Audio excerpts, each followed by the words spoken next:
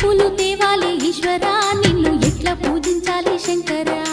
ఏ పూలు తేవాలి ఈశ్వరా నిన్ను ఎట్లా పూజించాలి శంకరా కోటి మహిమలతోని కొలువైన కోటప్ప నిన్ను పూజించిన జన్మే ధన్యమయ్యా ఏ పూలు తేవాలి ఈశ్వరా నిన్ను ఎట్లా పూజించాలి శంకరా ఏ పూలు తేవాలి ఈశ్వరా నిన్ను ఎట్లా పూజించాలి శంకరా